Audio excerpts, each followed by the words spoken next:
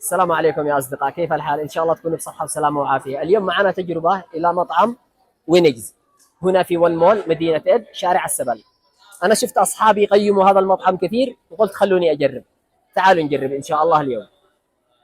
وبالنسبة للأسعار، الأسعار مقبولة مثل بقية المطاعم وأنقص قليل، وهذه قائمة الأسعار. لو حابب وقف الفيديو وركز على الأسعار براحتك، والتقييم عليكم.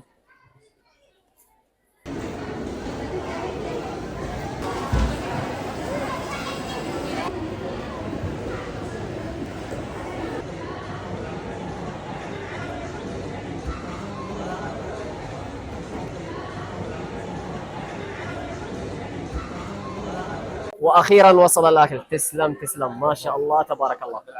الله يعافيك. ما يلزم. تسلم، شكرا. طبعا هذا احمد اللي عزمنا على المطعم اليوم، قال تعالوا نجرب. يلا خلونا نجرب. ما شاء الله تبارك الله. شوف هذه الفطاير، هذه اول مره انا اطعمها. هذه معروف بناكلها دائما، بس هذه بسم الله خلونا نجرب.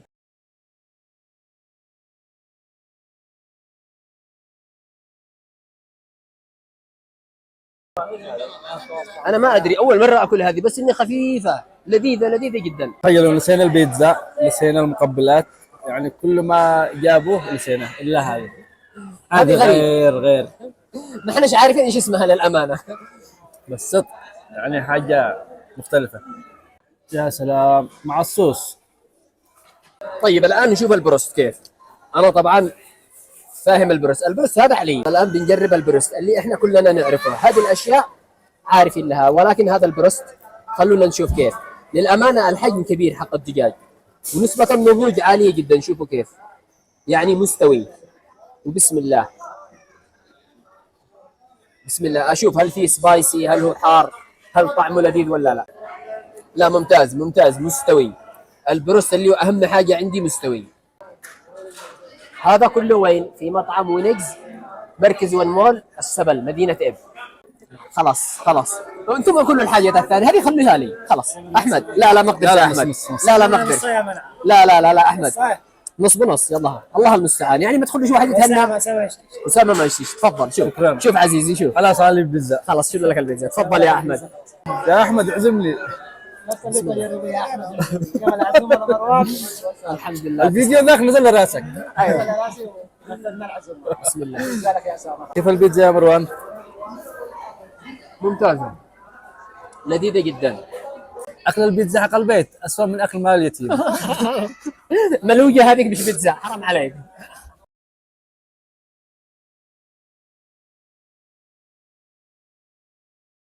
يا اخوان انا معي صاحب دائما يقول لي اكل المطعم مش حلو، بس اليوم كرهت صاحبي لان اكل المطعم لذيذ. يا شباب المقبلات اصبحت متاخرات عليكم. طبعا البيتزا تخصصي. لا وهذه والله ما هي قسمة اخوه. بارك الله. ها مالك؟ سلامات اخي هذه خلاص نص بنص. هذه كانت تخصصك. طيب هذا علي. ما شاء الله قافي رمتوهم كامل ما شاء الله. شغل نظيف. لا بصراحة هذا لذيذ، هذا غير شكل. والبروست عالمي، والبيتزا رهيبة بالدجاج. هذه البيتزا رهيبة، يعني مش مجاملة لأكل المطعم، ولكن الحق يقال الأكل لذيذ من الآخر. مروان ايش تسوي؟ سلامات. والله معنا عملية. معنا عملية من نوع ثاني يا إخوان. بسم الله ما شاء الله تبارك الله. شوفوا يا إخوان البرجر هذا برجر دبل. ما شاء الله تبارك الله. شوف خلوني أفتحه.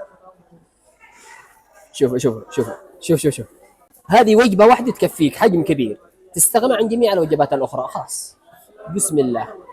يا مروان ما تقدرش اني عنصرية. ليش؟ لوحدك ليش؟ جاب لي برجر لوحدي لأن هذا تخصصي. أنا طلبت برجر وأنتم لكم الباقي، لأنه للأمانة أنا أحب البرجر في أي مكان يعني، بس قلت خلوني أجرب حقهم. بسم الله ما شاء الله، الحجم كبير يا إخوان. بسم الله.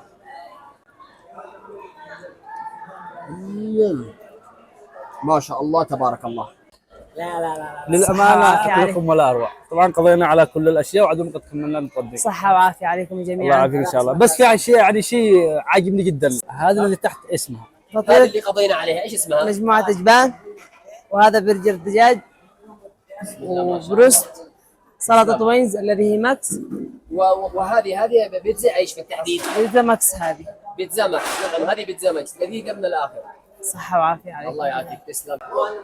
هل من مزيد؟ خلاص على كل شيء يا مروان. بسم الله ما شاء أحمد. الله. ننصرف عشان لا يرجع يكمل. يلا سبقوا وانا الحكم بعد المغرب. الحمد لله الذي اطعمنا وسقانا من غير لا حول منا ولا قوه. خلصنا الغداء الحمد لله، وللامانه التقييم كان عالي جدا بالنسبه لنا، بس باقي انتم تقيموا. زوروا وينجز وقيموا انتم بعدين. يلا اشوفكم على خير، مع السلامه. تقول ما لك نفس. لي ما شاء الله تبارك الله. لا صراحه لذيذ، لا هذا كثير والله كثير، بس طبعا هذه يكفي. وجبه خفيفه، ايوه 7 دقائق حلقه بصل، نختم بها وجبه اليوم. عوافي عليك يا مروان. شكرا والله تسلم، ما قصرت. شرفتنا بحضورك. الله المستعان. شوف يا اخوان، هذا احنا ماشيين ولحقونا بهذا الطبق. احمد مره ثانيه افرش السفره يا ولد. طبعا ايمن واحد من اصحاب المشاريع الجميله والرائعه هنا في مدينه إيد، ومعه هذا المطعم، مطعم ونجز للوجبات السريعه، فخلونا نتعرف عليه. اهلا وسهلا يا ايمن. اهلا وسهلا فيك يا مروان. كيف الحال؟ حياك الله. ايش الدافع اللي يخليك تفتح مطعم ونجز؟ والله انا لاحظت غياب المطاعم هذه اللي تقدم الاكل بهذا الشكل والوجبات الخفيفه. ايوه كل المطاعم تعتمد على اصناف معينه موجوده عند الكل، فقررت افتح حاجه جديده وفريده بالسوق. نعم حلو جدا. الحمد لله كان ربي في عوننا وفتحنا هذا المطعم. طيب ايش الشيء اللي معك وجبه مختلفه عن السوق والاشياء الروتينيه اللي ناكلها كل يوم؟ طبعا انا عندي الحاجات الموجوده عند السوق كامل زي تمام. البروست، بس انا أوكي. حاجاتي كلها مختلفه عن بعض. أه؟ ونقدم بيتزا، اصابع دجاج، تاكو، كاساريا، هذه حاجات نادرا ما تلاحظها موجوده في حلو جدا. نعم ونحن اليوم جربنا هذا الشيء، فشكرا لك يا ايمن. بالعافيه يا مروان، بالعافيه. الله يعافيك.